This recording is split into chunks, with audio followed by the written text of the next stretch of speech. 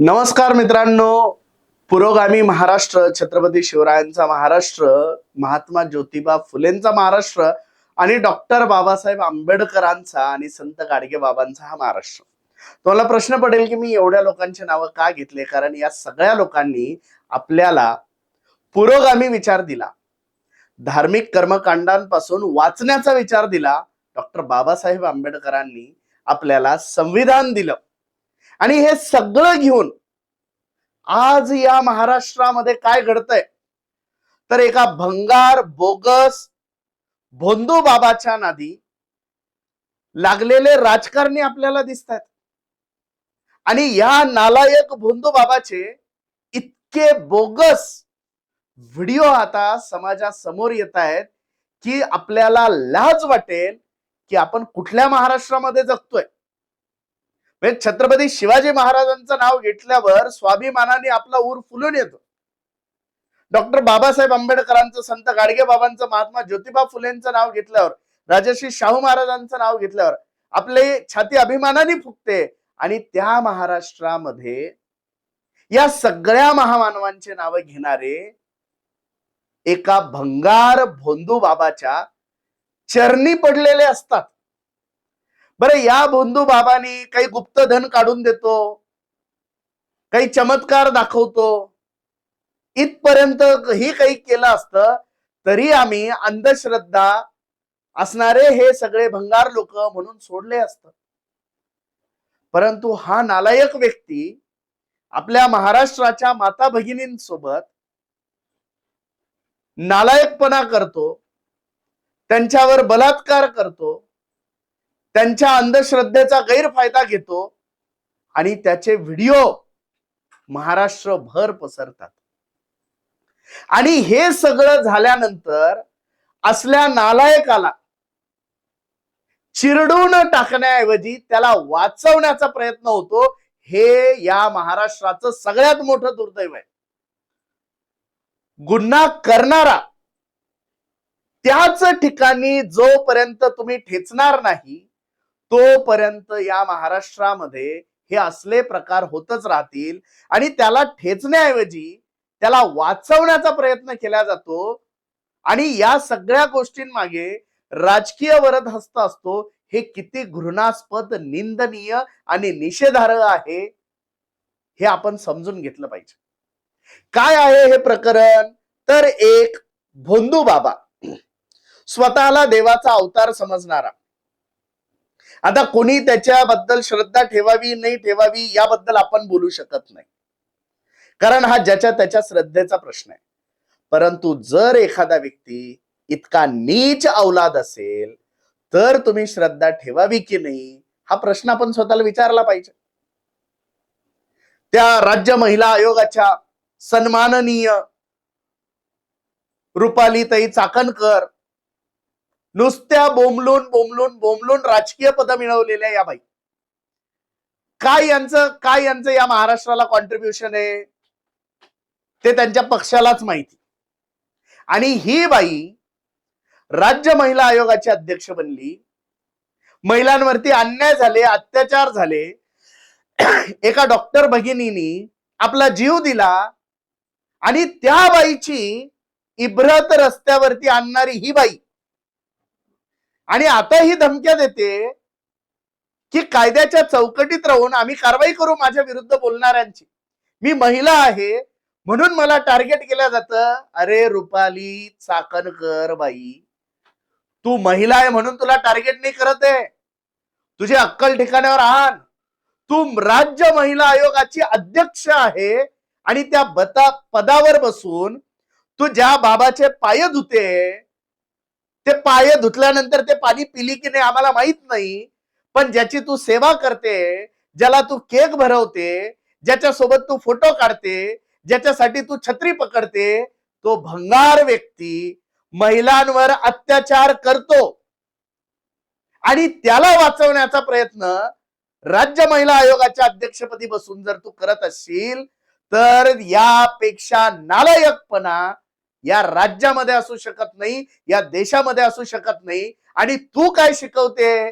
कारवाई करू, हे करू, ते करू, म्हणजे माज अजूनही उतरला नाहीये. आम्ही सत्तेच्या जीवावरती काहीही करू शकतो, हा जो अहंकार तुमच्यामध्ये भिनलाय ना, एखाद्या दिवशी जनता चपलेनी बडवेल तुम्हाला, जर हे असले भंगार प्रकार जर कराल. आणि काय त्या महिलांचे व्हिडिओ न्यूज वरती यायला लागले. आता तुझ्यासारख्या बाईच्या नादी लागून अजून 100 बायका श्रद्धेच्या पोटी तिथे गेलेल्या असतील आणि आज जर त्यांच्या घरामध्ये त्यांच्यावरती जर संशय व्यक्त केला तर रुपालीबाई याची जबाबदारी तुम्ही घेणार का? टमाटमा बोलण्याच्या आधी आपण कुठल्या पदावरती, तुम्ही बाई आहे घरात बसा ना, बाकीच्या 58 बायकांचे व्हिडिओ आले, त्यांना कोणी काही बोलत नाहीये, त्यांच्या पदाचा राजीनामा मागत नाहीये. तुम्हाला हौस आहे ना राजकारणामध्ये यायची, पद मिळवायची, याच्या त्याच्या पुढे बोंबलत फिरायची, तुम्हाला हौस आहे ना. मग जर तुम्हाला राजकीय पद मिळवायचे असतील, जर तुम्हाला सत्तेचे लाभ मिळवायचे असतील, तर त्याचे काटे सुद्धा तुम्हाला बोचणारच.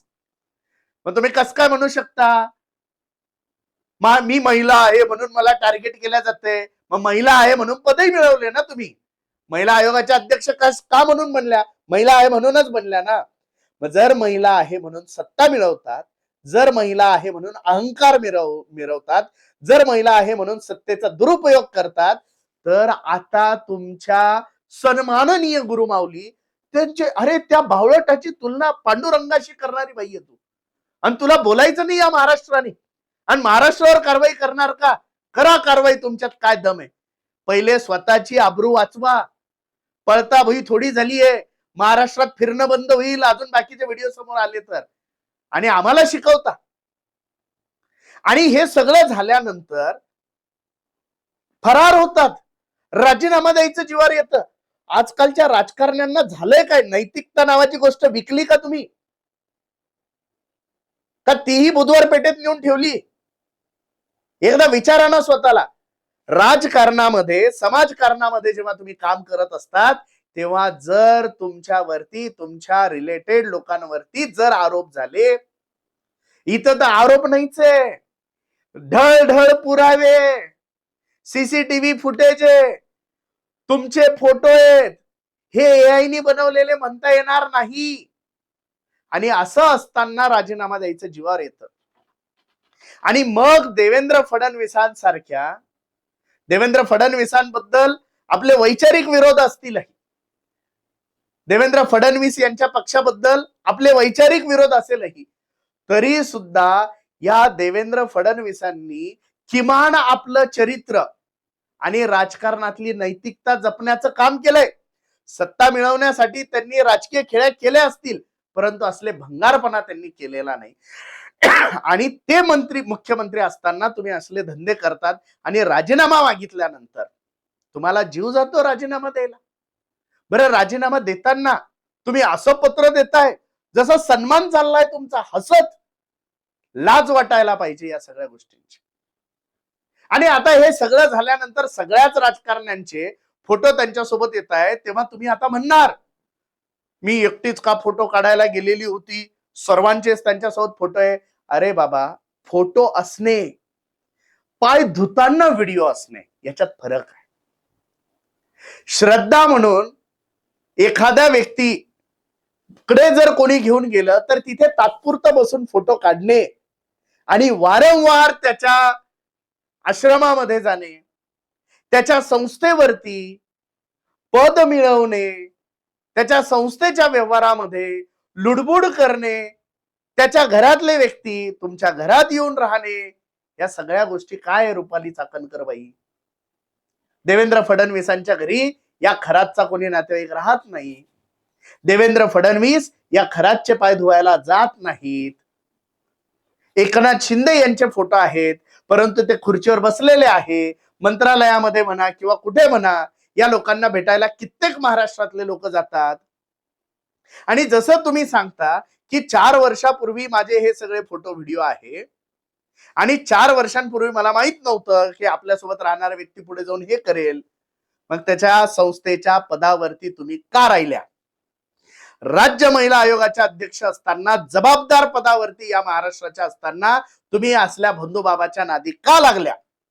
आणि एकीकडे मुलींच्या हातात आम्ही संविधान देऊ म्हणणाऱ्या तुम्ही या बावळटाचे पाय धुवत का होतात? या सगळ्या प्रश्नांचे उत्तर आधी तुम्ही द्या आणि मग आम्हाला शहाणपणा शिकवा कायद्याच्या चौकटीत राहून काय काय करता येईल.